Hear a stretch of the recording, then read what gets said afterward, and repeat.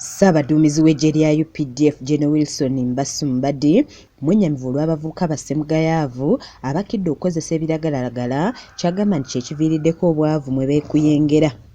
Obubaka buno abutisse Kano Richard Kidegambula akulira ebyamagezi mu ggye lya UPDF nga yamukiikiridde ku mukolo gw'okuggulawo olukungaana lw'abavubuka ba Boys and Girls Brigade oguyindira ku ssomero lya Mengo Senior Secondary School ng'olukungaana luno luwomeddwamu omutwe ekkanisa ya Uganda.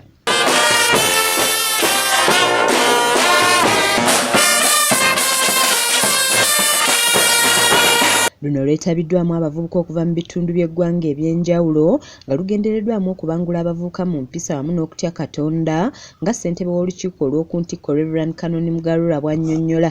Ensi yaffe ennaku zino abaana tetubafuddeko nnyo n'okusingira ddala kino kyayeraga mu COVID. Abaana baffe abawala ne bafuna embuto ze batategese kati n'ekirala abamu ne bava ne mu ssomero abalala bali mu biragalalagala nga balya. Pulezidenti w'ekibiina kya Boys and Girls Brigade mu nsi yonna Bill Stevenson ng'ono avudde mu ggwanga erya Amerika ategeezezza nti ekibiina kino kikoze omulimu gw'amaanyi okubangula abavubuka ng'ayongeddeko nti olunaku olw'enkya baakwegattibwako abantu bangi okuva mu mawanga g'abazungu mu nteekateeka eno.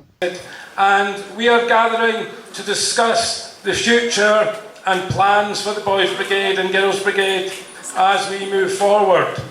Bakutidde abavubuka okwagala ebyo bye bakola kuba gye bujja byakubafuula ab'amaanyi n'okusinga ku bye baali basuubira. So none of you know what God has planned for you. Perhaps the youngest person in this hall could be a BB captain in a few years' time.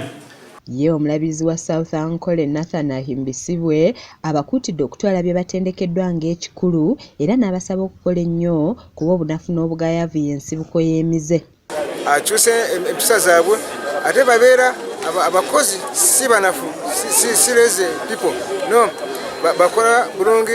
Kano Richard Kidega ku lw'omugenyi omukulu abakutidde okuba abakozi nga kyakubatangira okwenyigira mu mize egiyinza okubazaalira akabasa.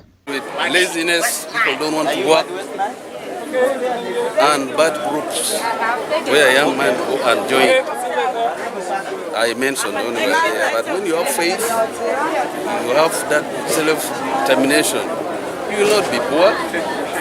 Ono era abakutidde okwenyigira ennyo mu mirimu gy'ekkanisa kuba bingi ekkanisa byekola okubabangula n'asaba n'enzikiriza endala okutandika okutendeka abavubuka bakule nga balimu ensa. Request everybody, not only the bishop, reverend, but at least somebody who is matured enough to encourage people to join either young boys or girl brigade or any Christian organization which can mold you to be self-dependent in the future.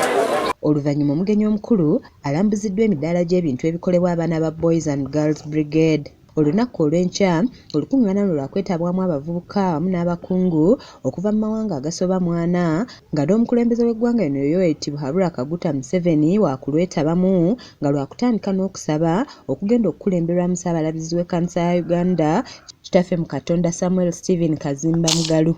Kiza Peter yakusakidde eggulire lino ku lwa KSTV Agaale.